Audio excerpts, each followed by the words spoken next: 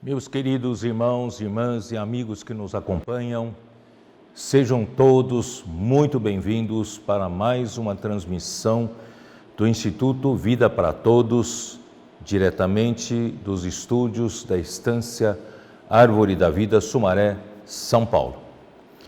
Lembrando que hoje é o primeiro dia da semana, é o domingo, vamos fazer as nossas ofertas, tanto para a manutenção da estância. Não se esqueçam de que a estância depende das nossas ofertas, né, nesse momento da pandemia, para sobreviver. Então vamos fazer nossas ofertas. Também não se esqueça, lembre-se também do Instituto Vida para Todos, lembre-se também das missões no exterior e também da obra da sua região, né? Não se esqueça de nós fazemos nossas ofertas também localmente para a nossa igreja, né? A igreja a que você pertence, tá bom? Então Deus abençoe você, né? Certamente as suas ofertas não serão em vão, serão depositadas numa conta celestial, né? E será lembrado por toda a eternidade por Deus. E nós chegamos à mensagem 34, que tem por título Ao Anjo da Igreja em Éfeso, leitura da Bíblia, Apocalipse 2, de 1 a 7. Nós vínhamos falando sobre Apocalipse 4, 5 e 6, e nós chegamos até o abrir dos 4 primeiros selos pelo Cordeiro, que era o único digno de abrir os selos, né, desatar os selos e abrir o livro do plano da salvação de Deus, o livro dos decretos de Deus para o que irá acontecer, né, a partir do momento da ascensão de Cristo até a eternidade. E nós vimos até, né, que o cavalo branco é o Evangelho, seu cavaleiro é o Evangelho, saiu vencendo para vencer com o arco na mão, e o arco representa a fonte de seu poder. E outros 3 cavalos também saíram quando o Cordeiro abriu os 4 primeiros selos.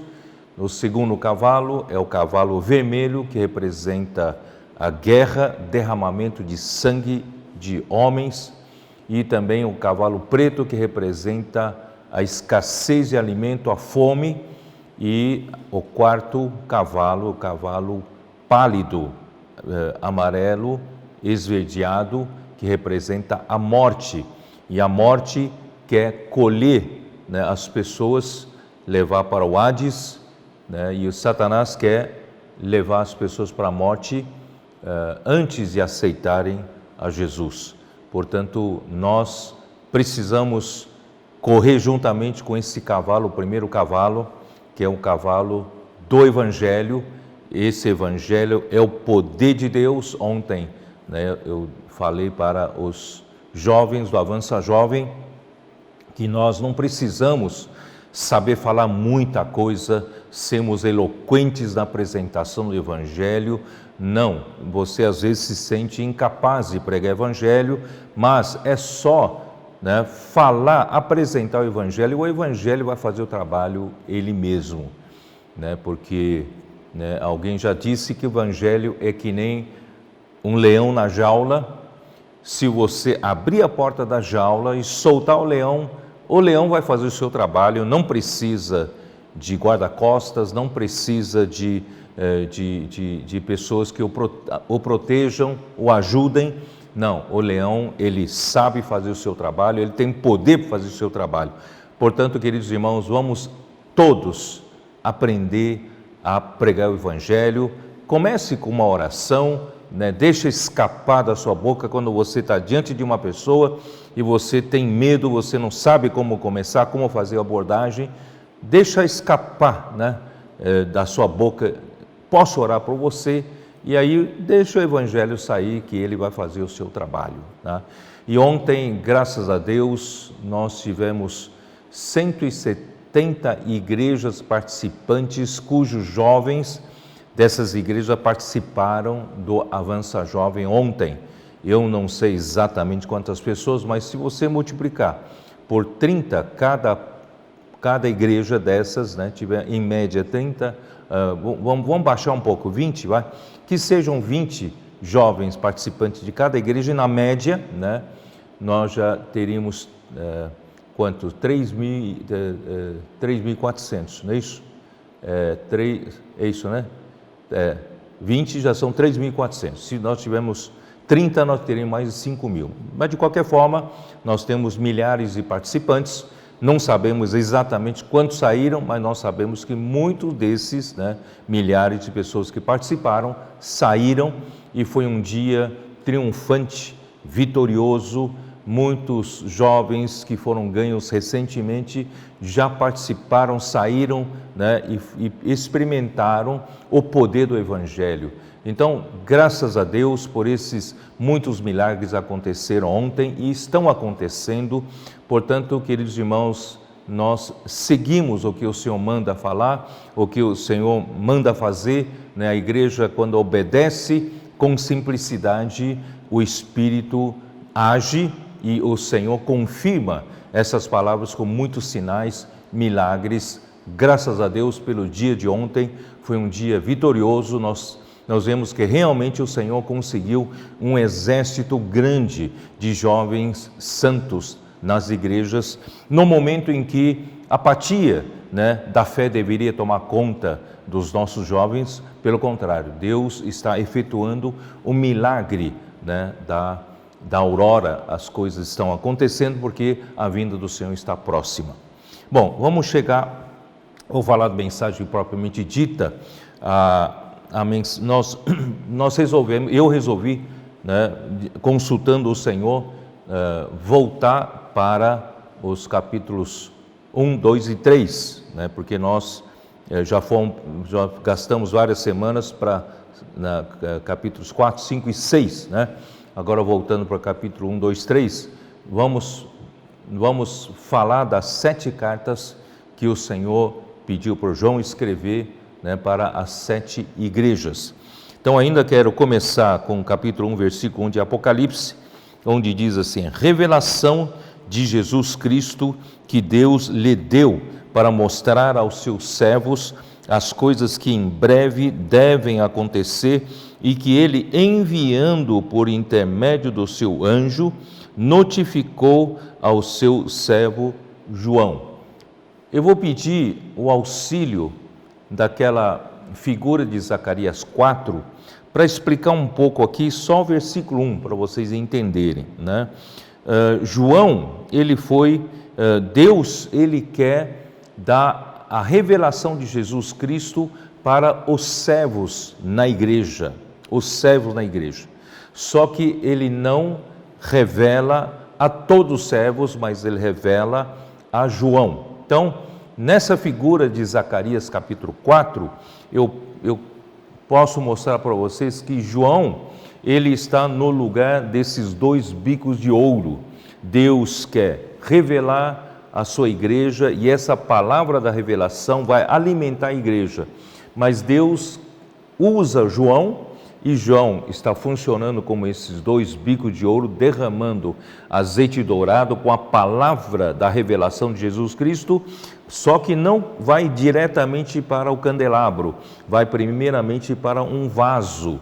Esse vaso, é isso que eu queria explicar, esse vaso representa os servos, os que realmente estão servindo ao Senhor para o propósito do Senhor nessa era final. Então, os servos têm a responsabilidade de serem esse contentor e também o distribuidor, condutor da palavra da revelação de Jesus Cristo. Portanto, do vaso saem 7 tubos, tem alguma versão que diz são 7 tubos para cada lâmpada.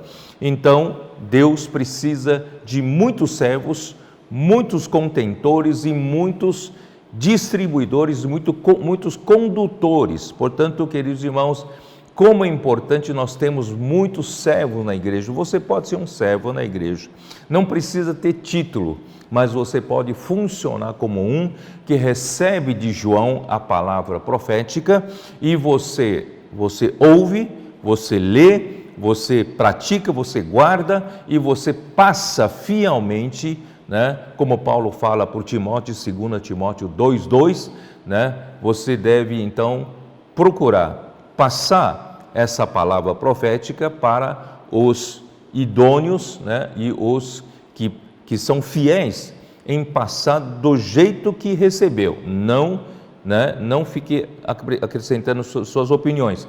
Mas, então, esses são os condutores, são os receptores e condutores, né, da palavra que vem da revelação de Jesus Cristo. E se esses condutores estiverem funcionando bem, a igreja vai estar brilhando como um candelabro de ouro. Lembre-se que esse fogo representa a própria santidade de Deus, não é fogo estranho, não é fogo artificial. Esse fogo essas lâmpadas estão com fogo de Deus, tá? Que vem lá do trono de Deus, que está no meio de um fogo, e esse fogo que faz com que a igreja seja o testemunho de Jesus, tá?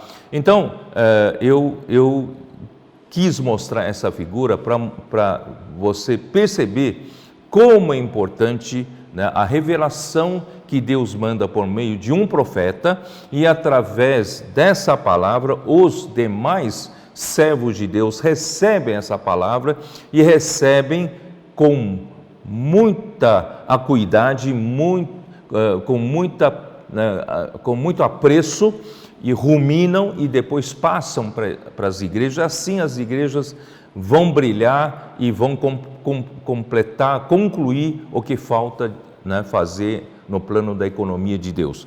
Por quê? Porque logo em seguida ele fala assim: o qual atestou a palavra de Deus, versículo 2, o qual atestou a palavra de Deus e o testemunho de Jesus Cristo quanto a tudo o que viu. Ele atestou a palavra de Deus, que é a palavra da revelação de Jesus Cristo, e o testemunho de Jesus Cristo é o candelabro, é a igreja, tá? Versículo 3 mostra como devem ser esses condutores. Bem-aventurados aqueles que leem e aqueles que ouvem as palavras da profecia e guardam as coisas nela escritas, pois o tempo está próximo. O Senhor precisa de muito desses receptores da palavra da revelação, né, e sejam fiéis em passar para demais irmãos. São pessoas que leem, são pessoas que ouvem e são pessoas que guardam, né, a profecia e as palavras, né, e as coisas nela escritas, tá? Porque o tempo está próximo, nós estamos chegando no final dos tempos. Deus precisa de você como um desses servos que seja fiel à sua palavra da revelação e passar para a igreja, para que a igreja possa brilhar. Muito bem. Aí chega no versículo 9, ali diz: eu, João, irmão vosso e companheiro na tribulação, no reino e na perseverança em Jesus, achei-me na ilha chamada Pátimos por causa da palavra de Deus e do testemunho de Jesus. Quer dizer, João, ele sabe que nessa luta pelo reino, nessa luta pela conclusão da economia de Deus, na administração de Deus, o que falta fazer após a ascensão de Cristo, tem muita tribulação, sabe? Porque é uma luta de reinos. Irmãos, às vezes tribulação não vem de fora, pode vir de dentro. Então, nós, né, que estamos na vanguarda, eu quero aproveitar para agradecer muitos irmãos que me escrevem, né, dizem que têm orado por nós, que estamos à frente da obra, né? Eu quero agradecer pelas suas orações, é que nós somos sustentados. E nessa luta pelo reino, realmente nós passamos por muitos sofrimentos, muitas tribulações, e nós lutamos pelo reino, e somos companheiros no reino, né, na tribulação e no reino, e na perseverança de Jesus. E a perseverança de Jesus não nos deixa desanimar, não nos deixa desistir, abandonar no meio do caminho, não. Nós vamos até o fim, como o Senhor foi até o fim, né, na sua luta, né, e no fim ele obteve a vitória. Então, achei-me, né, na ilha de Pátimos por causa da palavra de Deus, que é a revelação de Jesus Cristo, e do testemunho de Jesus, que é a igreja, que é o candelabro, né, que testifica o próprio Jesus. Achei-me em espírito no dia do Senhor e ouvi por detrás de mim grande voz como de trombeta. Quer dizer, João, ele foi levado para ver a visão porque ele se achou no espírito. Aí ele, no espírito, ele ouviu, né? Ele ouviu por detrás de mim uma grande voz, dizendo: o que vês, escreve em livro e manda às 7 igrejas, Éfeso, Esmirna, Pérgamo, Tiatira, Sardes, Filadélfia e Laodiceia. Eu não quero detalhar aqui, eu já disse que essas 7 igrejas têm nome de 7 cidades. Isso quer dizer que Deus, né, assim dispôs, a igreja é uma só, universalmente falando, e a igreja também é uma só em cada cidade. Quando se pratica a igreja universal, quando aparece numa cidade para viver como a igreja, para praticar como candelabro, então ali é uma só igreja em cada cidade. Não tem igrejas com demais nomes, né? Igreja é daquela cidade, igreja de Deus. Voltei-me para ver quem falava comigo, voltado, vi 7 candeeiros de ouro, e no meio dos candeeiros um semelhante a filho do homem, com vestes talares e cingido à altura do peito com uma cinta de ouro. Graças a Deus, primeira coisa que João viu foi o cuidado que Deus tem, o cuidado que Jesus tem para com a sua igreja, né? Principalmente nessa era final, era do Apocalipse. Ele é um filho, ele está vestido como um sumo sacerdote, só que ele não está cingido na altura do cinto, da cintura, ele está cingido no peito. O peito representa o amor. Então é muito amor, né, do Senhor em nos falar essas coisas que nós vamos passar a falar a partir de hoje. Bom, só que a sua cabeça e cabelos eram brancos como a alva lã, como neve, os olhos como chama de fogo, os pés semelhantes ao bronze polido, como que refinado numa fornalha, a voz como voz de muitas águas. Isso quer dizer o quê? Quer dizer que esse sumo sacerdote, ele está cuidando da igreja, né, ou das igrejas, mas ele, na era do Apocalipse, ele é aquele que cuida, mas ele também julga. O seu juízo visa, né, limpar todas as impurezas da igreja, ou das igrejas, né? Então, esse sumo sacerdote, de um lado, ele vem com amor, mas, por outro lado, ele precisa, já é conclusão da obra de Deus, estamos na era do Apocalipse, ele precisa julgar tudo que não pertence a Deus, todas as impurezas, ainda que nós gostemos de certas coisas, mas que não é de Deus, precisa ser queimada. Então Deus tem a misericórdia, né, nos abre os olhos para ver aquilo que nós apreciamos tanto, mas não é de Deus, e Deus quer julgar, Deus quer limpar, tá bom? Então é importante isso. Tinha na mão, versículo 16, tinha na mão direita 7 estrelas, e da boca saía-lhe uma afiada espada de 2 gumes, o seu rosto brilhava como sol na sua força. Então esse é o nosso Senhor que vem na era do Apocalipse, tá? Ele quer andar rápido, Ele quer limpar a igreja, quer tirar toda a mácula, toda a velhice, toda a ruga, quer preparar a igreja como uma igreja gloriosa. Portanto, irmãos, às vezes esse processo de limpeza pode doer em nós, Então, nessa mensagem, eu gostaria de pedir para todos os irmãos, se alguma palavra expôs você, se alguma palavra tocou em você, não pense que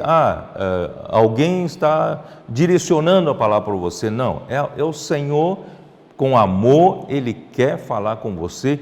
Então, melhor cada um, a partir de agora, nós temos bastante serenidade e tranquilidade para, diante do Senhor, verificar se aquilo que o Senhor está falando não é para me purificar, será que não é para que eu seja limpo dessas impurezas, ainda que eu não tenha percebido que seja, o Senhor quer limpar. Portanto, esse é o Senhor que anda no meio dos candeeiros de ouro, e Ele tem na mão direita as 7 estrelas. Tá? Eu vou explicar aqui, versículo 19. Escreve, pois, as coisas que vistes, as que são e as que hão de acontecer depois dessas. As que são exatamente essas 7 cartas para 7 igrejas, porque elas estão acontecendo, já aconteceram, e ainda está acontecendo, com a igreja, ainda não concluiu, nós estamos na era da conclusão. Então, e as que hão de acontecer depois dessas, é a partir do capítulo 4 de Apocalipse até a eternidade, são as coisas reveladas pelo livro de Apocalipse. Versículo 20, quanto ao mistério das 7 estrelas que viste na minha mão direita e os 7 candeeiros de ouro, as 7 estrelas são os anjos das 7 igrejas e os 7 candeeiros são as 7 igrejas. Tá? Então, graças a Deus, os 7 candelabros representam as igrejas, e as 7 estrelas representam os 7 anjos. Eu vou explicar um pouco melhor quanto a isso. Então, é importante você entender que a função da igreja, como um candelabro de ouro, ou como um candeeiro de ouro, é para brilhar com o fogo de Deus. Jesus disse, nós somos a luz do mundo. A luz do mundo tem que alumiar a todos que estão ao nosso redor. Esse brilhar das lâmpadas do candeeiro é que nos torna testemunho de Jesus. Jesus Cristo não está mais fisicamente entre nós, não está mais aqui no mundo fisicamente, mas as pessoas do mundo podem ver Jesus através do candeeiro de ouro, através da igreja. Então, através de mim e de você, ontem eu acredito que muitas pessoas no Avança Jovem viram Jesus através do testemunho de Jesus, através do candeeiro, através da igreja brilhando. Então, graças a Deus por isso. Vamos lá. Então, vamos já partir para capítulo 2, versículo 1. Eu vou dar uma lida na carta, tá bom? Carta da igreja em Éfeso, ao anjo da igreja em Éfeso, escreve: estas coisas diz aquele que conserva na mão direita as 7 estrelas e anda no meio dos 7 candeeiros de ouro. Conheço as tuas obras, tanto o teu labor como a tua perseverança, e que não podes suportar homens maus, e que puseste à prova os que a si mesmo se declaram apóstolos e não são, e os achaste mentirosos. E tens perseverança e suportaste provas por causa do meu nome, e não te deixaste esmorecer. Tenho, porém, contra ti que abandonaste o teu primeiro amor. Lembra-te, pois, de onde caíste, arrepende-te e volta à prática das primeiras obras. Se não, venho a ti e removerei do seu lugar o teu candeeiro, caso não te arrependas. Tens, contudo, a teu favor que odeias as obras dos nicolaítas, as quais eu também odeio. Quem tem ouvidos, Ouça o que o Espírito diz às igrejas: ao vencedor dar-lhe-ei que se alimente da árvore da vida que se encontra no paraíso de Deus. Muito bem. Essa primeira carta, eu vou ler um pequeno comentário do livro A História da Igreja, né, do Andrew Miller, né, o André Miller, tá? Andrew Miller, André. Aqui é bem curtinho, tá? Ele então escreve com relação à igreja em Éfeso, né?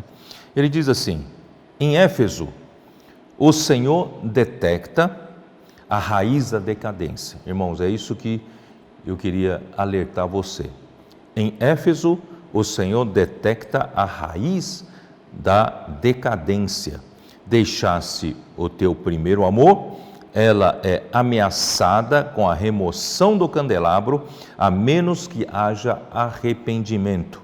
Período histórico é da era apostólica, né, até o primeiro século. Nós aprendemos que a igreja de Éfeso, né, na história, né, é a situação da igreja na segunda metade do primeiro século, tá bom?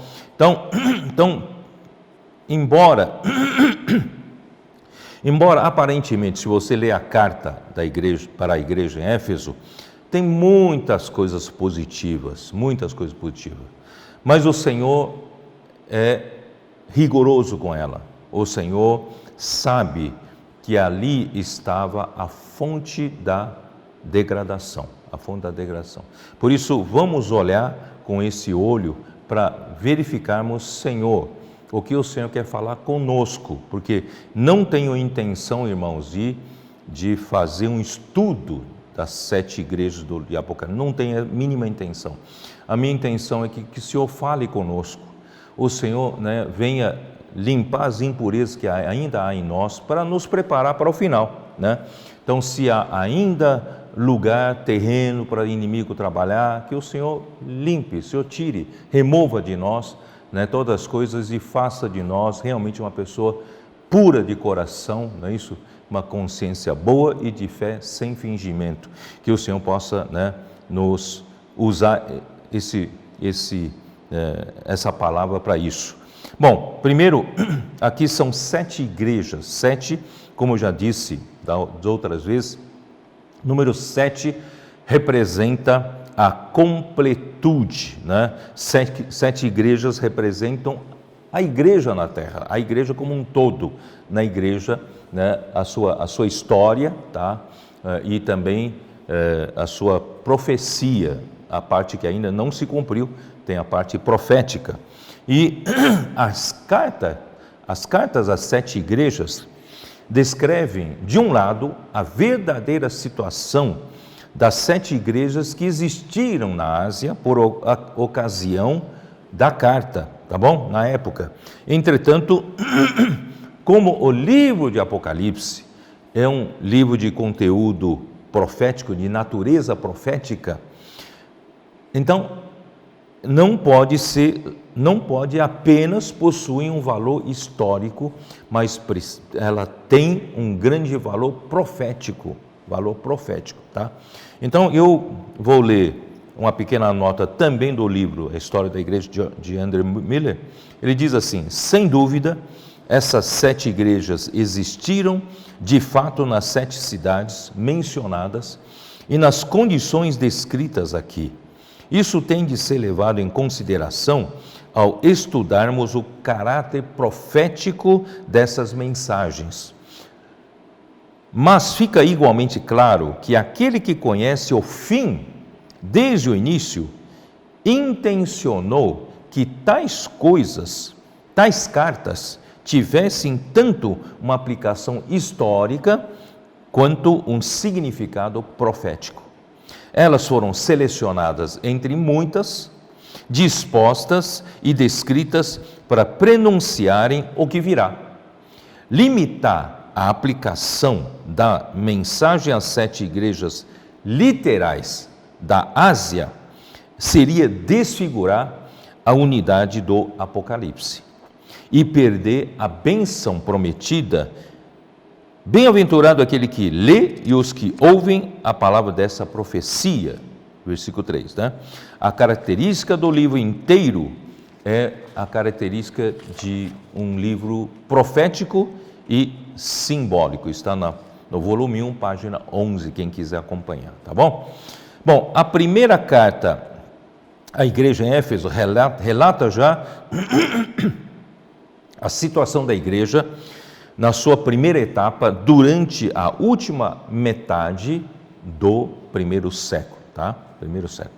Muito bem, no capítulo 2, versículo 1 diz: ao anjo da igreja em Éfeso escreve. Irmãos, nós temos recebido ensinamentos de que quando Paulo levantou igrejas, ele logo estabeleceu presbíteros ou bispos para cuidar das igrejas. Então, os presbíteros são os líderes que cuidam da administração das igrejas locais, certo? Por exemplo, vamos ver Atos capítulo 14, dá uma olhada em Atos 14, versículo 23. E promovendo-lhes em cada igreja a eleição de presbíteros. O contexto desse versículo é que Paulo foi pregar evangelho na Pisídia, na Galácia, passou por Antioquia, foi para Icônio, Listra e Derbe. E na volta, né, ele foi confirmando, né, a alma dos discípulos e promoveu em cada cidade a eleição, a escolha, designação de presbíteros. Isto é, os presbíteros são para cuidar da administração da igreja, têm a responsabilidade pelo rebanho de Deus. Capítulo 20, dá uma olhada, Atos capítulo 20, versículo 17. Capítulo 20, versículo 17. Paulo, né, quando passou na terceira viagem, passou por Mileto, né, ele não quis perder tempo entrando para Éfeso, passou por Mileto e mandou chamar quem? Da igreja em Éfeso, versículo 17. De Mileto mandou a Éfeso chamar os presbíteros da igreja. Então, Paulo queria falar com a igreja, ele chamou os presbíteros e falou com os presbíteros, abriu seu coração para os presbíteros. E eu vou aproveitar esse versículo, mostrar o versículo 28, Atos 20 ainda, versículo 28. Atendei por vós e por todo o rebanho sobre o qual o Espírito Santo vos constituiu bispos. Quer dizer, os presbíteros são os bispos. Eu vou usar isso já mais para frente, tá? Então, os presbíteros são os bispos. Os presbíteros são dessas pessoas responsáveis pela igreja, são pessoas anciãs, experimente mais maduras entre os outros, e bispo refere-se ao seu trabalho, sua função, é supervisionar o rebanho de Deus, supervisionar a igreja, né, tendo alguma necessidade identificada, imediatamente cuidam, tá? Então são os bispos e são os presbíteros, é a mesma coisa. E no livro de Tito também, para dar uma olhada no Tito, né? Tito está depois de 2 Timóteo, né? Tito capítulo 1, versículo 5. Por esta causa te deixei em Creta para que pusesses em ordem as coisas restantes, bem como em cada cidade constituísses presbíteros, conforme te prescrevi. Então, numa situação normal, os presbíteros é que cuidam da sua igreja, né, devem pastorear o rebanho de Deus, né, isso está em 1 Pedro 5, não é isso? 1 Pedro 5, Versículo 1 diz assim: rogo, pois, aos presbíteros que há entre vós, eu presbítero como eles, e testemunha dos sofrimentos de Cristo, ainda coparticipante da glória que há de ser revelada, né? Pastoreai o rebanho de Deus que há entre vós, não por constrangimento, mas espontaneamente como Deus quer, nem por sorte da ganância, mas de boa vontade, nem como dominadores dos que vos foram confiados, antes tornando-vos modelos do rebanho, né? Ora, logo que o Supremo Pastor se manifestar, recebereis a imarcessível coroa da glória. Portanto, né, os presbíteros foram designados, foram, né, escolhidos justamente para cuidar da igreja, cuidar do rebanho da igreja, não é isso? Levar a igreja adiante, né? Eu diria assim, faria parte daquele vaso, do grupo de servos, né, para que possa conduzir, né, a palavra de Deus aos irmãos e praticarem essa palavra. Mas, então, o presbiterato é de certa forma oficial, tá? Vou ler uma nota da versão Restauração. O presbiterato é de certa forma oficial, e na época em que este livro foi escrito, os ofícios nas igrejas haviam se deteriorado por causa da degradação da igreja. Então, já quando João escreveu essas 7 cartas, a situação das igrejas já havia se degradada. Então, os presbíteros deveriam ser responsáveis, deveriam ser aqueles que cuidam do rebanho, mas com a deterioração passaram a amar o ofício, né, e não a função. Então, no livro de Apocalipse, Deus não manda a carta para os presbíteros da igreja, mas manda a carta ao anjo da igreja, tá? O anjo, a palavra anjo é angelos, de angelo, que seria um mensageiro ou um enviado, tá? Então, no tempo de Apocalipse, o Senhor não dá valor para o que é meramente oficial, e sim, Ele quer ver a realidade.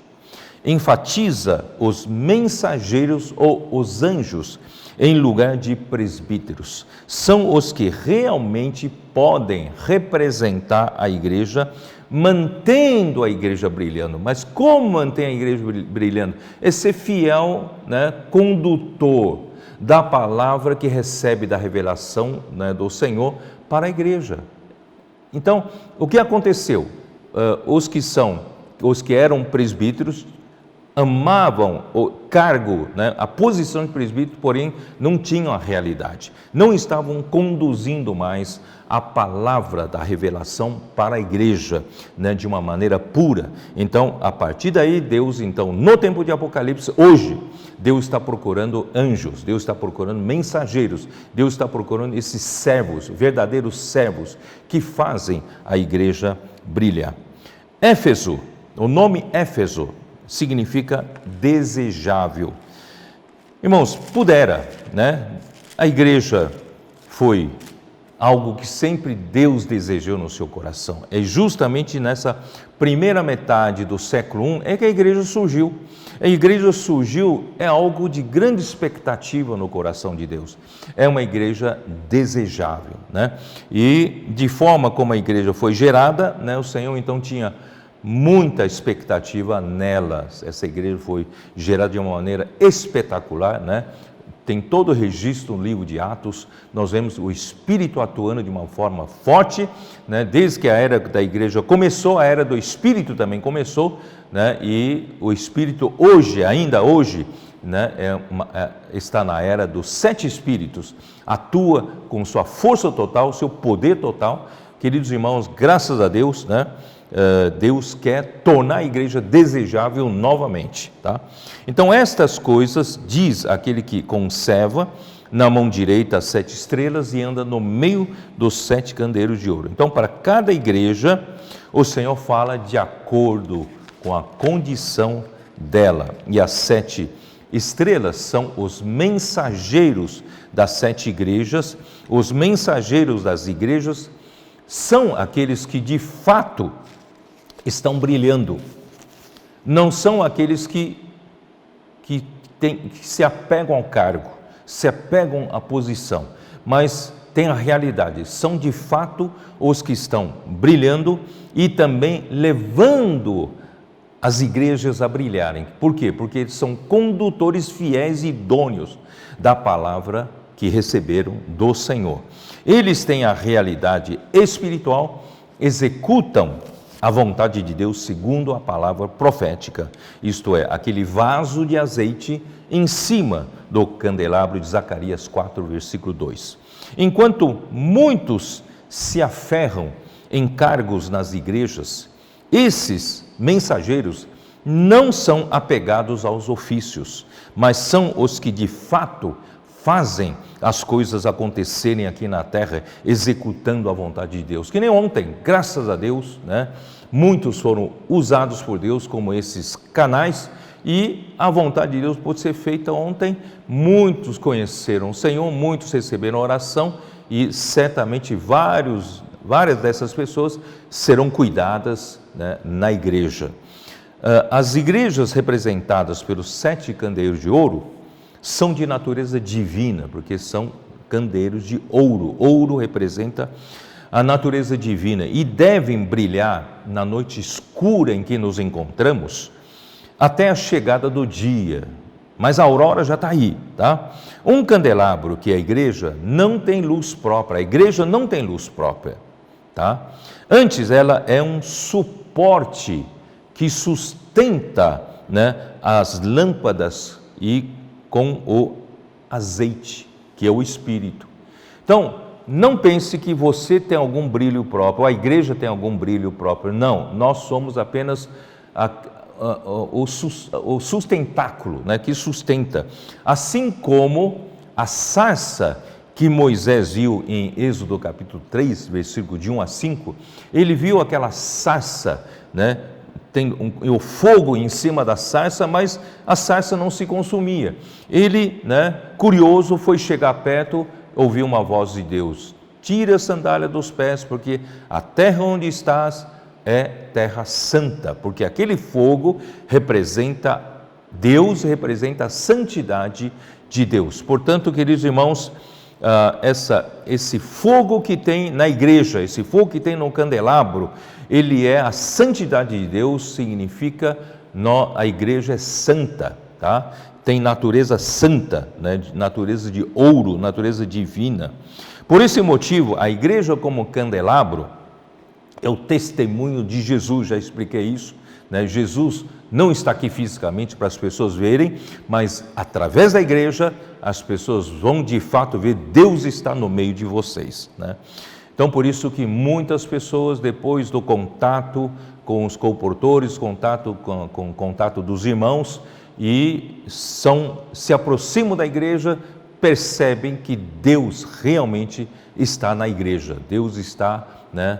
Muitos até se emocionam, choram por ter encontrado o seu lar. Queridos irmãos, é isso, essa realidade que nós devemos manter, tá bom? Então, o livro de Apocalipse contém a palavra de Deus que revela a Jesus Cristo, já falei sobre isso, e também um testemunho de Jesus Cristo que se refere à igreja. E o Senhor segura com a sua mão direita as 7 estrelas, que são os mensageiros da igreja, os que sustentam o testemunho de Jesus, que mantém o fogo aceso nas lâmpadas.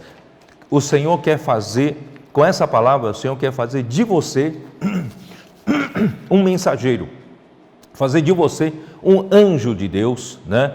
que sustenta, que ajuda a igreja a sustentar o testemunho para brilhar na noite escura, para as pessoas poderem ver o testemunho de Jesus hoje, tá? E ele anda no meio dos candeeiros para cuidar delas.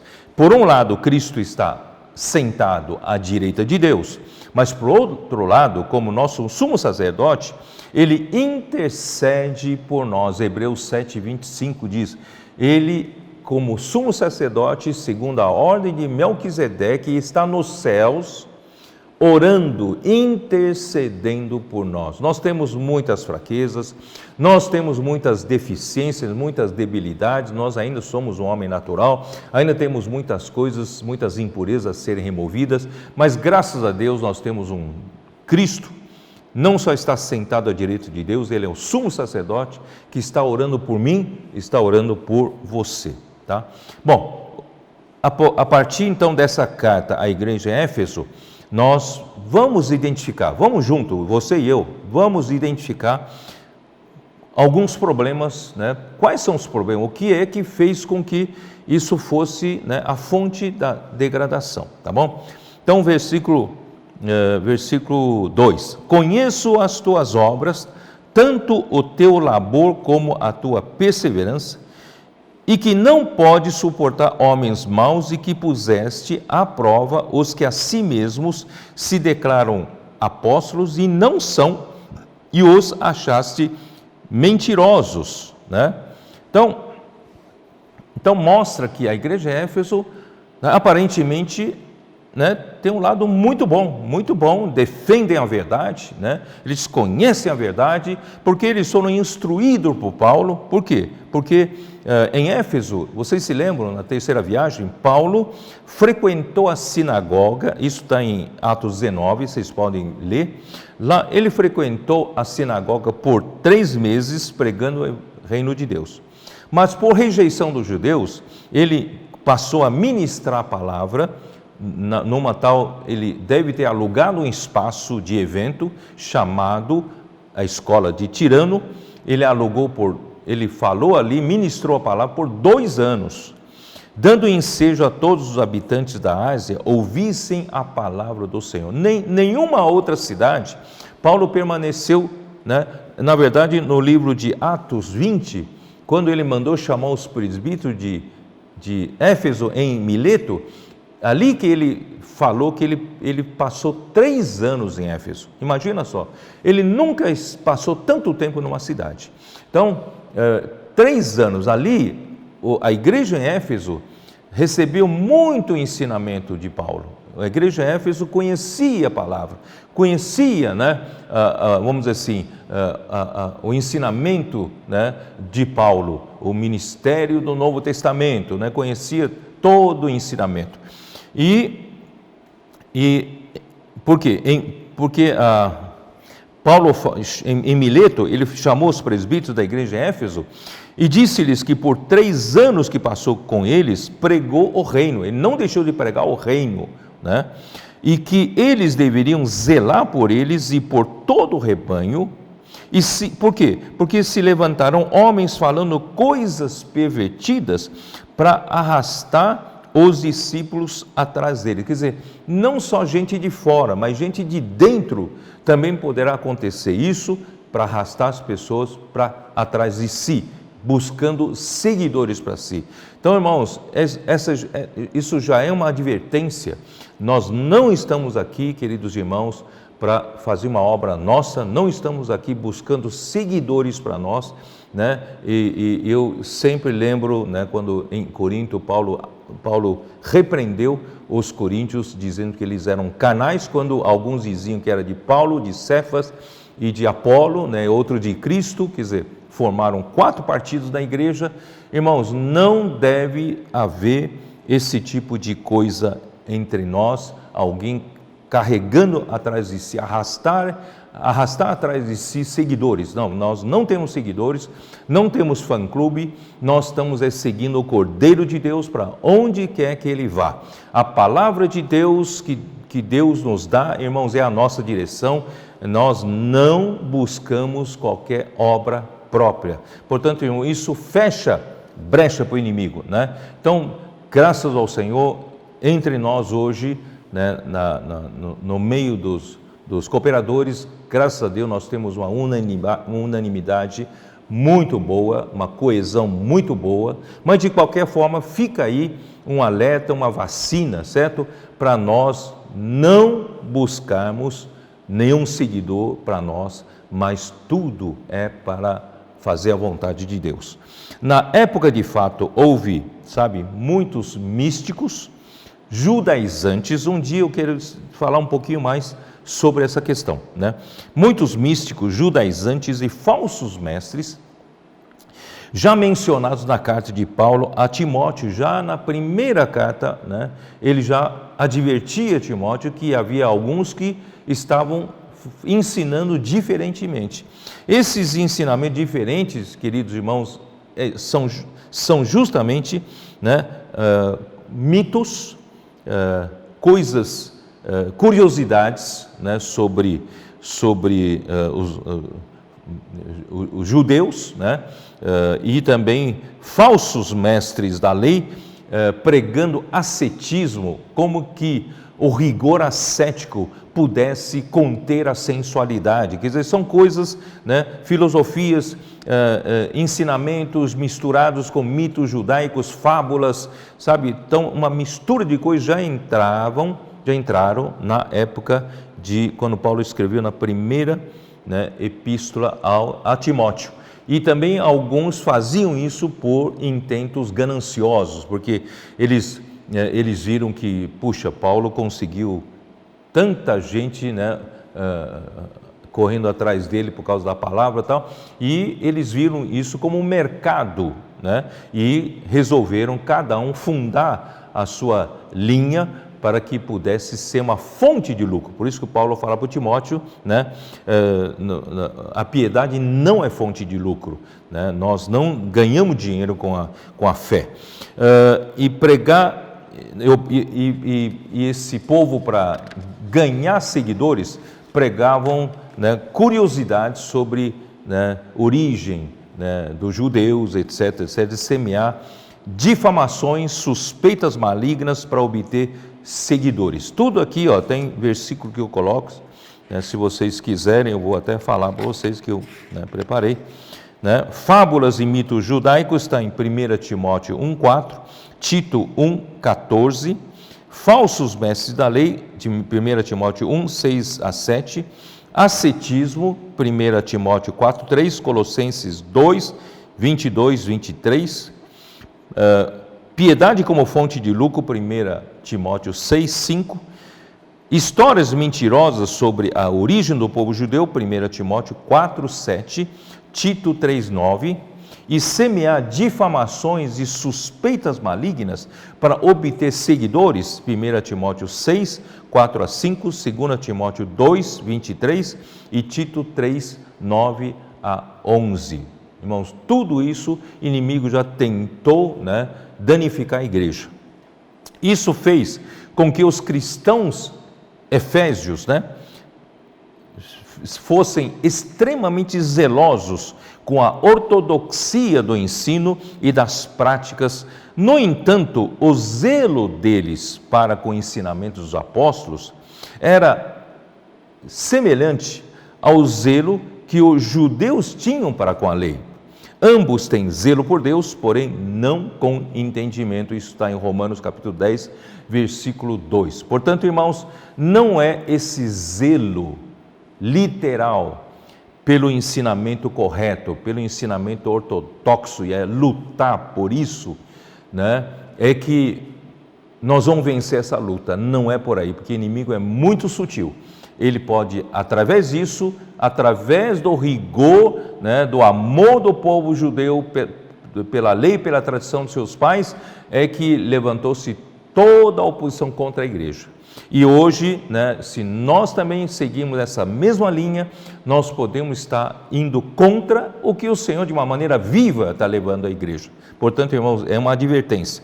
Então, a mera observância de doutrinas do ensinamento e de rotinas na igreja, serviço, rotina na igreja, né, acabam por substituir a fé em Cristo, e o resultado é a perda do primeiro amor, tá? Eu vou repetir. Se você meramente observa ensinamentos, doutrinas, E também rotina da igreja, você já está acostumado com sua rotina na sua igreja. Cuidado, a gente não cair em rotinas, né? Mas a gente sempre tá correndo atrás da palavra viva, deixar que o Espírito tenha a liberdade de uma maneira viva conduzir a igreja. E então, se a gente cair em mera observância, né, de doutrinas e de rotinas na igreja, acabamos por substituir a fé em Cristo. Nós temos que ter fé em Cristo. O Espírito conduz de uma maneira viva, embora tenhamos a palavra como base, mas o Espírito ele quer ir para onde ele quer ir, tá? E nós temos que ter essa flexibilidade e dar liberdade para o Espírito.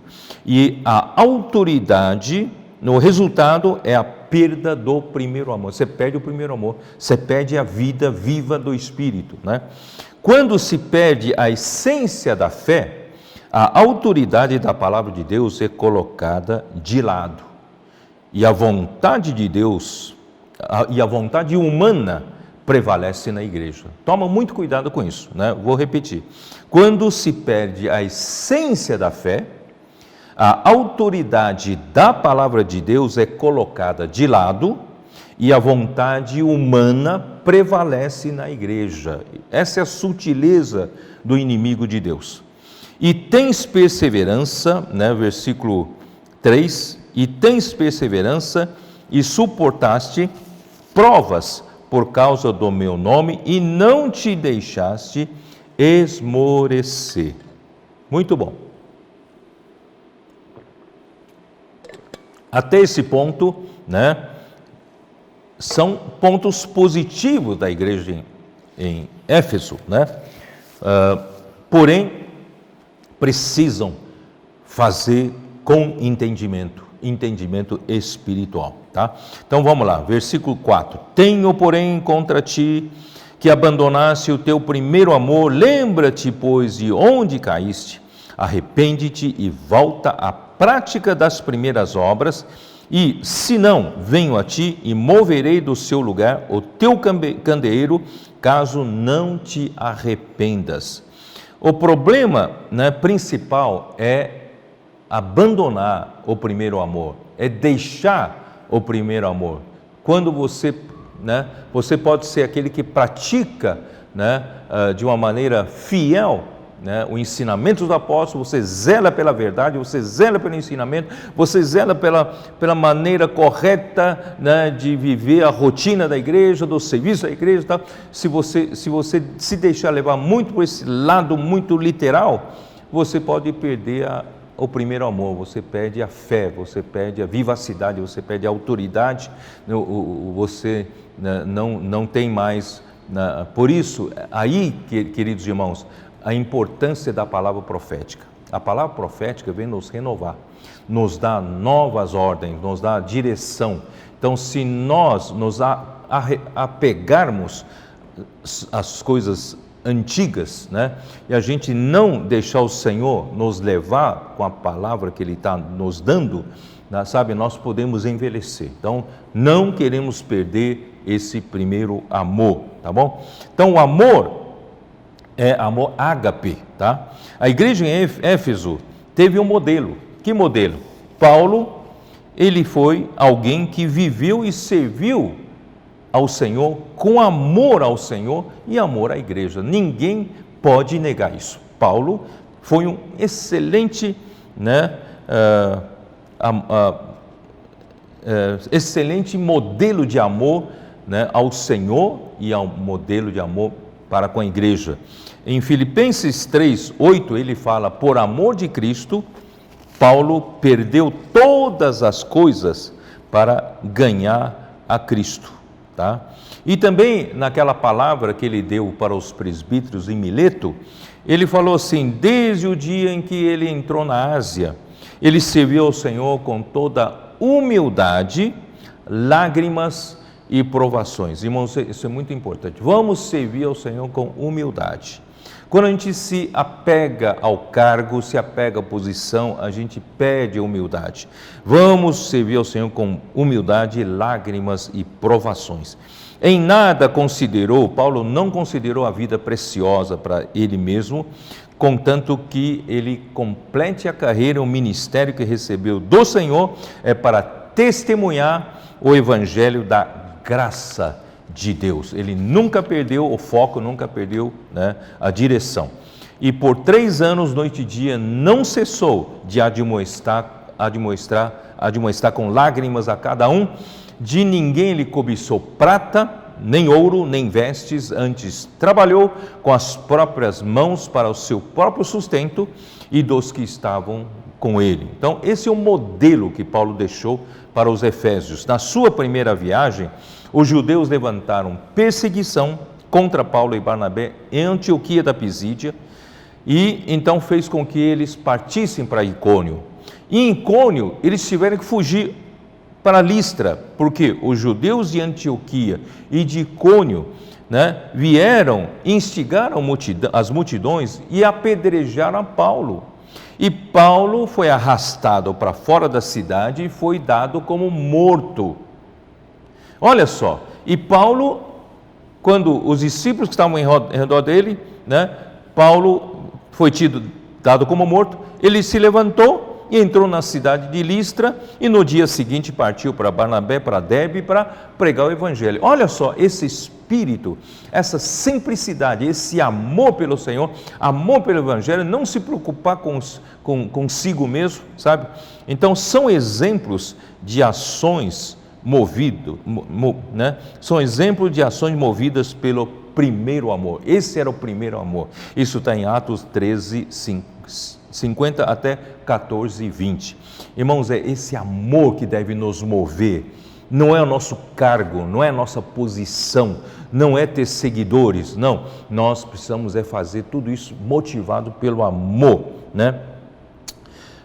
Tudo que Paulo faz, isso em 1 Timóteo, né, já que estamos estudando Timóteo, 1 Timóteo 1, 5, eu gosto muito desse versículo, 1 Timóteo 1, 5, né? Ora, o intuito da presente admoestação visa ao amor. Irmãos, nós devemos servir ao Senhor, servir a igreja, motivados por esse amor, né? É o amor, né, que procede de um coração puro e de consciência boa e de fé sem hipocrisia. Queridos irmãos, vamos lutar para ter isso. Vamos lutar para que a gente tenha um coração sempre puro, havendo qualquer impureza, uma impureza pelo cargo, impureza pela posição, impureza pela fama, pela glória. Irmãos, que o Senhor nos limpe, porque nós somos homens, irmãos, não estamos livres disso. Então que o Senhor possa nos limpar, manter-nos sempre um coração puro e de uma boa consciência, não fazer nada que afete a nossa consciência. A nossa consciência não pode ser cauterizada por sucessivos erros e insistência nos erros, né? Então nós precisamos sempre limpar, né? Alguma coisa não está bem, não estamos sentindo paz, vamos limpar diante do Senhor, vamos ter paz, não é isso? E de fé sem hipocrisia. Nós não precisamos fingir, não precisamos aparentar espiritual para os irmãos. Eu não preciso me aparentar espiritual para os irmãos, eu sou aquilo que eu sou, não é isso? Então, assim, nada de fé com fingimento, tá? E assim os que servem a Deus têm a coroa da justiça. Tem 2 Timóteo, capítulo 2, né, versículos 6 a 8, tá bom? Então, e o próprio Senhor Jesus, irmãos, o exemplo do Senhor Jesus de servir a Deus e servir os homens com tanto amor, irmãos, é isso que a gente precisa, né? Servir a igreja, servir os irmãos, servir as pessoas, sair para pregar o evangelho, cuidar das pessoas, irmãos, tudo tem que proceder de amor. O amor, né, não se pode abandonar esse primeiro amor, né? O exemplo de Jesus, após ter sido tentado pelo diabo, Jesus chama os discípulos, ele faz o chamamento, e já percorria toda a Galileia, ensinando nas sinagogas, pregando o evangelho do reino e curando as doenças e enfermidades do povo. Isso já em Mateus 4, logo depois da tentação. E em seguida ele deu a constituição do reino dos céus, isso está em Mateus 5, 6, 7. Então tem momentos que ele vai para a rua, tem momentos que ele tem ensinamento, ele ensina, né, os seus discípulos. Mas logo em seguida, capítulo 9 de Mateus, Jesus então percorria todas as cidades e povoados, ensinando nas sinagogas, pregando o evangelho do reino e curando toda sorte de doenças e enfermidades. Vendo ele as multidões, compadeceu-se delas, porque estavam aflitas e exaustas como ovelhas sem pastor. E então ele envolve os discípulos para trabalhar no campo. Ele falou assim: vede, né, orai ao Pai, ao Senhor da seara, né, que mande trabalhadores, porque a seara é grande e trabalhadores são poucos. Então olha só a preocupação, o amor que Jesus tinha, né, pelas pessoas. Irmãos, é isso que a gente precisa ter. Jesus, o Nazareno, era Lucas 24, dá uma olhada, Lucas 24, versículo 19.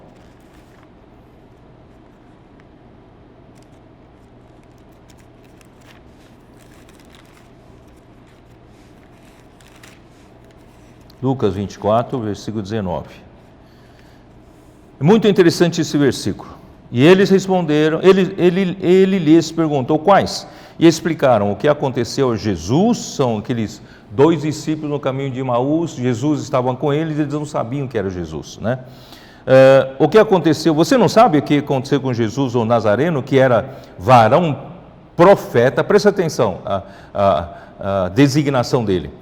Era varão profeta, poderoso em obras e palavras diante de Deus e de todo o povo. Queridos irmãos, nós precisamos aprender a ter esse equilíbrio na obra do Senhor.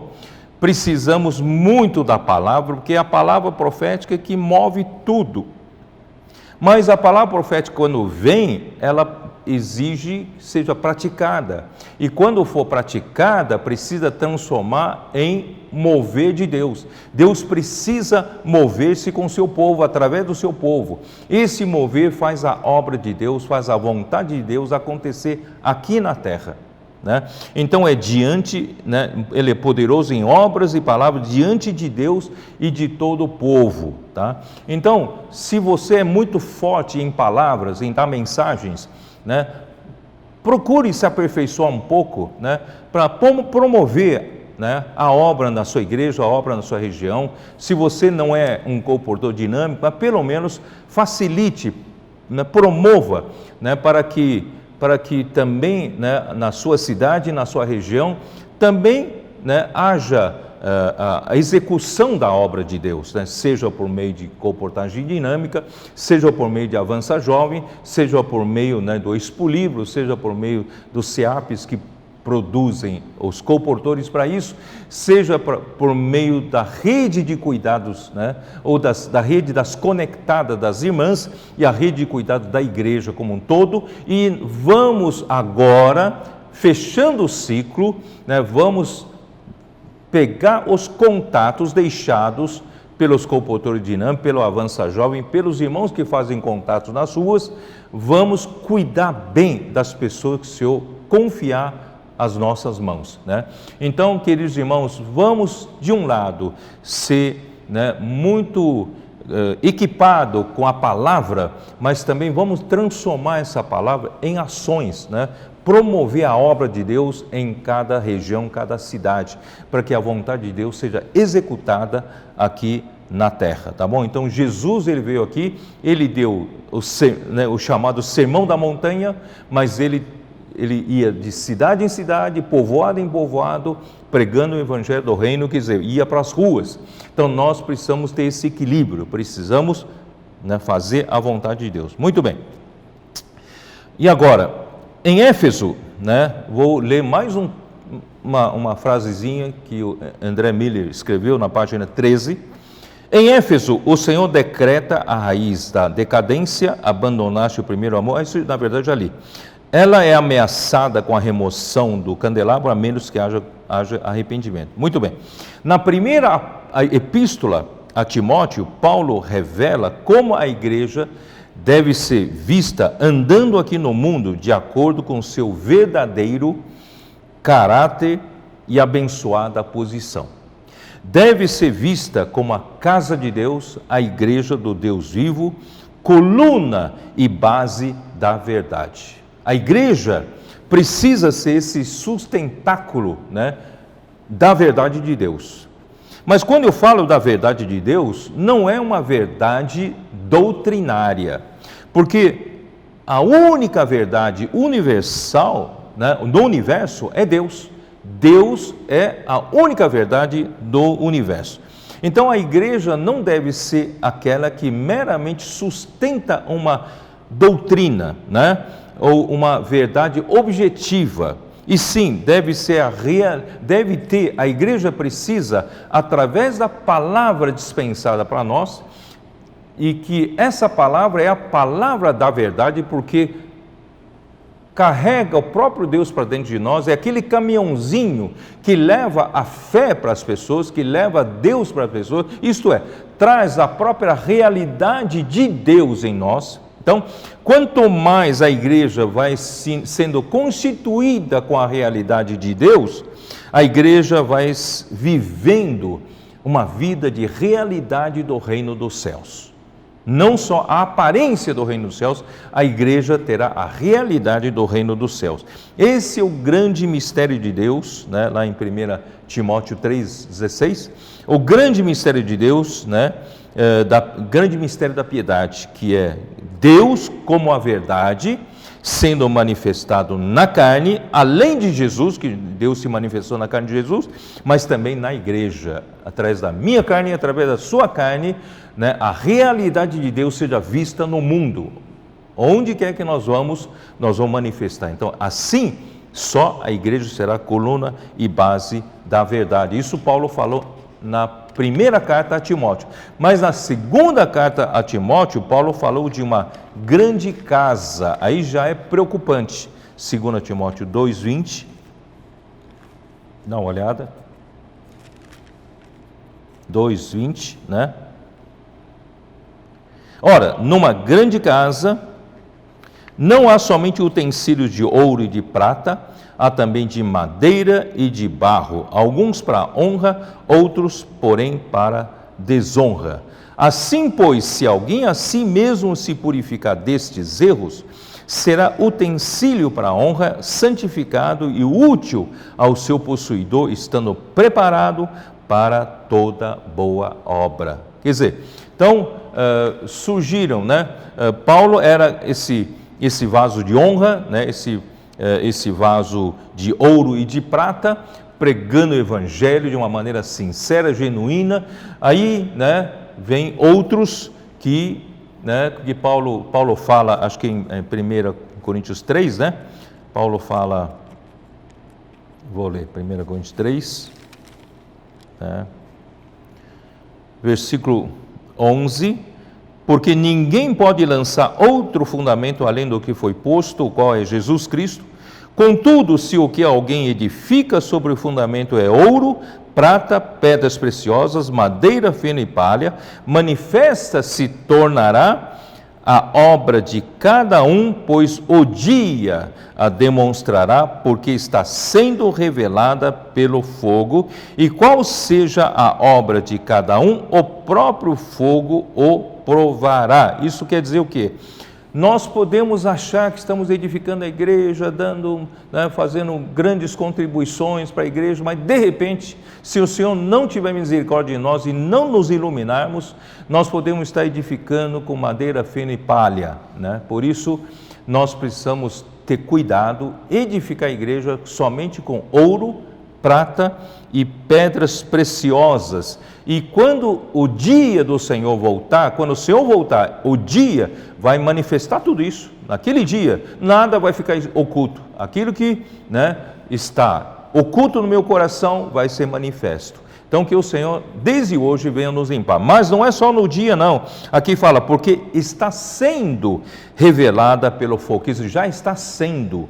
Esse fogo já está revelando o que é ouro, o que é prata, e o que é madeira, o que é feno, o que é palha. Tá? Então nós numa grande casa, né, nós podemos estar fazendo coisa errada, edificando com coisa errada. Mas, graças a Deus, tem sempre uma chance, não é isso? Se alguém a si mesmo se purificar. Então, essa palavra, irmãos, é justamente para dar oportunidade para a gente ver, sermos iluminados e nos arrependermos e purificar dos erros. Né? Aí nós seremos o vaso para honra, né? Santificado e útil para o seu possuidor, estando preparado para toda boa obra. Bom, o André Miller comenta essa mudança da igreja como coluna base da verdade, e na 2 Timóteo, a grande casa, ele comenta o seguinte: aqui tudo mudou, trágica mudança. Ao invés de casa de Deus, coluna e base ou firmeza da verdade, há uma grande casa, praticamente o mistério da iniquidade. Ele chama isso de que o ministério da iniquidade já começou a operar na igreja, tá? Em vez da casa mantida de acordo com a vontade de Deus e adequada, né, ela está arranjada, tá? Isso está no livro de André Miller, página 10, diz assim: em vez da casa mantida de acordo com a vontade de Deus e adequada a Ele, ela está arranjada e ordenada segundo a vontade do homem, para a própria vantagem e exaltação dos seres humanos. Olha só. Portanto, desde o princípio houve males que foram e são o pecado e a desgraça da cristandade. Irmãos, isso seja um espelho para nós verificarmos. Aqui fala assim: quando a igreja está arranjada e ordenada segundo a vontade do homem, ela será para a própria vantagem do homem e a própria exaltação do homem, dos seres humanos. Tá? Por isso, ao anjo da igreja em Éfeso, então nós percebemos que o Senhor, então, hoje, não manda para aqueles que são apegados meramente na posição ao cargo, mas aqueles que têm a realidade, aqueles que de fato estão alimentando a igreja com o Espírito, com a palavra, levando a igreja a brilhar, tá bom? Então, a igreja em Éfeso tinha boas obras, né, labor e perseverança, mas perdeu o primeiro amor, e o abandono do primeiro amor é a fonte de toda degradação. Por amor, Cristo, né, Ele deu a vida por nós, nós também devemos dar a nossa vida pelos irmãos. Isso está em 1 João 3,16. Irmãos, vamos voltar para o primeiro amor, vamos voltar para o princípio. 3,16. Nisto conhecemos o amor que Cristo deu sua vida por nós e devemos dar nossa vida pelos irmãos. Irmãos, esse amor é que leva a igreja adiante. A igreja em Éfeso precisava restaurar, voltar para esse amor, tá bom? E capítulo 4, versículo 7. Amados, amemo-nos uns aos outros, porque o amor procede de Deus, e todo aquele que ama é nascido de Deus e conhece a Deus. Aquele que não ama não conhece a Deus, pois Deus é amor. Tá? Ó Senhor Jesus, versículo, versículo 16. E nós conhecemos e cremos no amor que Deus tem por nós. Deus é amor, e aquele que permanece no amor permanece em Deus e Deus nele. Nisto é em nós aperfeiçoado o amor, para que no dia do juízo mantenhamos confiança, pois segundo Ele é, também nós somos neste mundo. Nós amamos, versículo 19, nós amamos porque Ele nos amou primeiro. Irmãos, esse amor, esse primeiro amor, o melhor amor, irmãos, vem de Deus. Por isso, vamos sempre manter esse amor, né, com frescor de vida. Nunca cair em mera busca de posição, mera busca de vantagem própria, né, de lucro próprio. Não, nós estamos aqui por amor ao Senhor, tá? Quando perde o amor é porque perdeu o próprio Deus que é amor, perde a realidade de Deus, o candelabro já não brilha. Então, alguns indícios, Paulo fala em Filipenses 2:21, todos eles buscam o que é seu próprio, e não o que é de Cristo Jesus. Irmãos, é um perigo, né? Quando a gente perde o amor, perde a linha da fé, da realidade da palavra de Deus, nós acabamos buscando o que é nosso. Irmão, isso é muito natural do homem natural. Então, né, vamos nos precaver. E depois tem em 2 Timóteo 1,15, todos os da Ásia me abandonaram. Aquela igreja em Éfeso que recebeu por 3 anos palavras maravilhosas, que eles guardaram a palavra, eles foram fiéis à palavra, mas no fim das contas, na hora mais crítica, eles abandonaram a Paulo, né? E versículo 6, vamos voltar lá para Apocalipse, né? Versículo 6, 2:6, né? Tens contudo a teu favor que odeias as obras dos nicolaítas, as quais eu também odeio. Irmãos, nicolaítas são duas palavras, né? Nico significa conquistar ou vencer, laitas vem de laico, vem de povo comum, povo leigo, né? Então nicolaítas sustentam o ensinamento de que deve haver um povo, deve haver um clero sobre os leigos, né? O clero é aquele que conhece a palavra de Deus, conhecem os assuntos espirituais, e o leigo serve para trabalhar e contribuir com dinheiro. Então, aí que surgiu todo o nicolaísmo, tá? Isso, né, nas outras igrejas nós vamos começar a ver isso, mas na igreja de Éfeso eles ainda odiavam isso, só que o amor pelo cargo, né, pela posição, pelo ofício, já é uma raiz, já é um sinal, né, do nicolaísmo começar a se instalar, tá bom? Então, versículo 7, quem tem ouvidos, ouça o que o Espírito diz às igrejas. Ao vencedor dar-lhe-ei que se alimente da palavra da vida, que se encontra no paraíso de Deus. Irmãos, o apego ao cargo, como eu disse, ao cargo oficial, faz perder a simplicidade que dificulta ouvir o que o Espírito fala. Queridos irmãos, nunca perca a simplicidade. Sabe, quando houve um tempo em que havia, no começo dos anos 80, né, houve muito falar negativo, e embora eu estivesse defendendo, né, procurando ajudar os irmãos com relação a isso, eu fui contaminado com a morte espiritual. Eu comecei a perceber duas coisas começaram a acontecer em mim. A primeira coisa é que eu passei a ser crítico. Numa conferência, numa mensagem, numa reunião, todos os irmãos estavam desfrutando, aleluia, alegria, tudo, e eu ficava ali analisando, tá vendo? Esse ponto aqui, ó, não está muito bom não, aquele ponto pode dar a entender assim, aquele ponto, sabe, eu fiquei muito crítico. E outra coisa, eu perdi a simplicidade. Eu era muito simples com relação a Deus, eu perdi a simplicidade.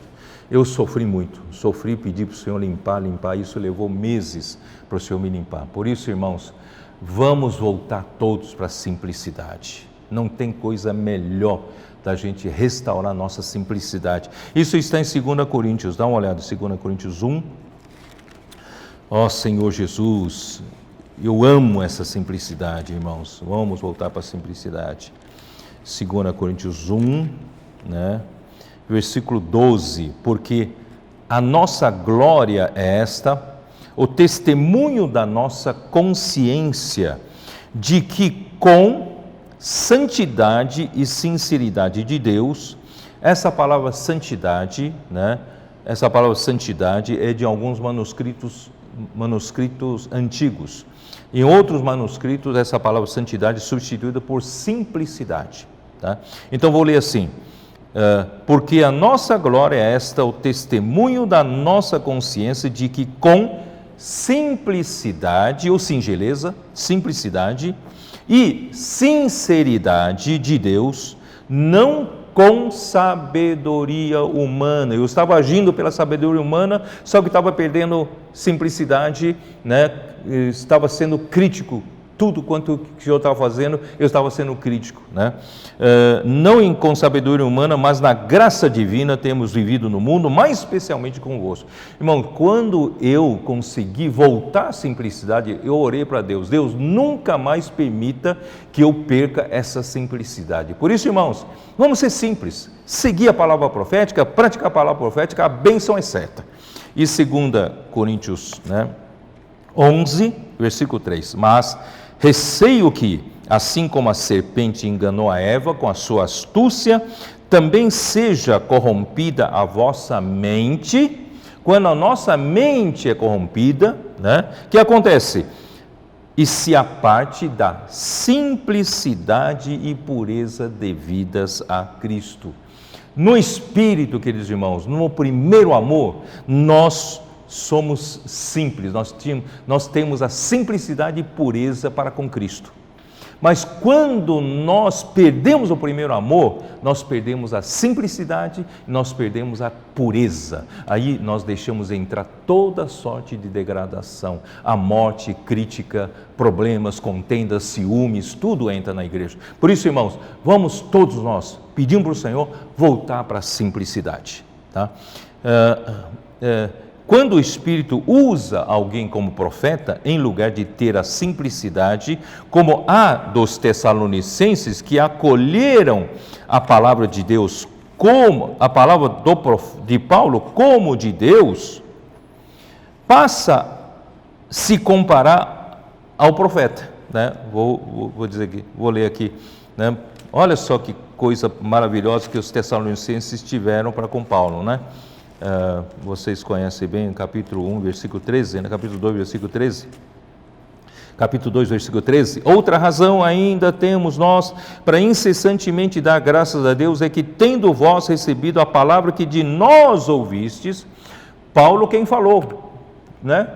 A palavra de Paulo, de nós ouvistes, que é de Deus, acolhesse não como palavra de homens, e sim como na verdade é a palavra de Deus, a qual com efeito está operando eficazmente em vós os que credes. Irmãos, se eu for simples, receber a palavra de Paulo como a palavra de Deus e acolher, né, essa palavra que eu criei, ela vai operar em mim. Do contrário, vou falar do contrário. Então, quem não tem a simplicidade, não crê que essa palavra vem de Deus, então a palavra não opera nele, a palavra não funciona. Então ele vai criticar, está vendo, a palavra não funciona. Mas o problema não está na palavra, a palavra está em quem não creu, tá bom? Então, assim como se comparar com Miriam e Arão, foram até Moisés, disseram para Moisés, tem o Senhor falado somente por Moisés?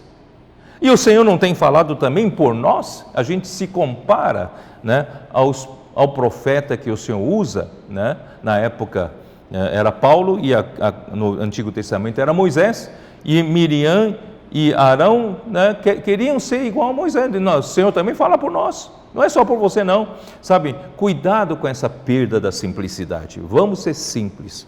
Remover de nós todo o conceito de posição, retornar à simplicidade, para ver qual o canal Deus está usando para falar.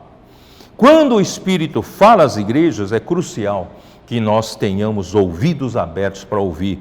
E hoje estamos na era do Espírito. Ouvir o Espírito, irmãos, é o segredo da nossa bênção. Ouvir o Espírito é fazer você participar do mover de Deus, da obra de Deus, né? E você estará fazendo a obra do Espírito.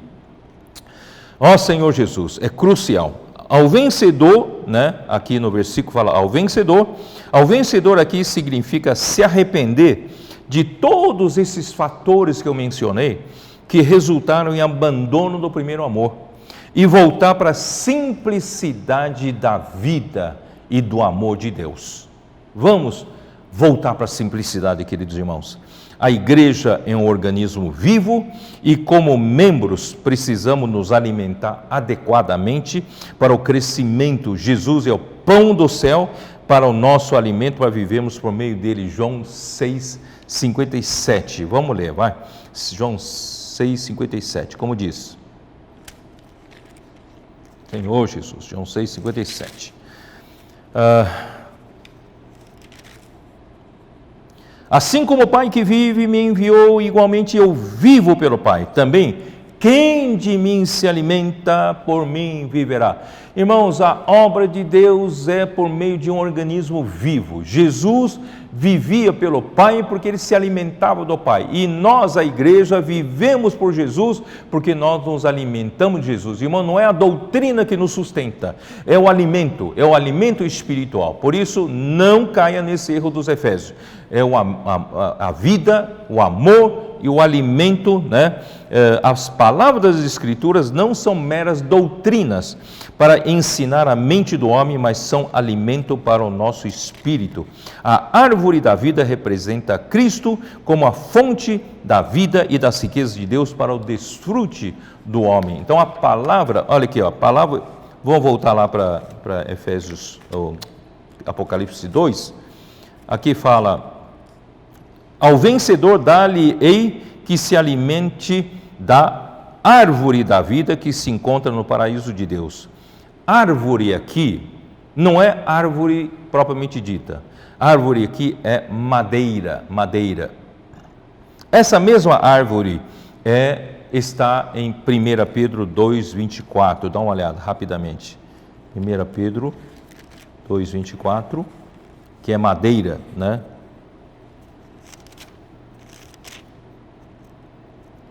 Carregando ele mesmo em seu corpo sobre o madeiro os nossos pecados, para que nós, mortos para os pecados, vivamos para a justiça. Por suas chagas fomos sarados. Por que, né, o Senhor usa aqui madeiro e não usa árvore?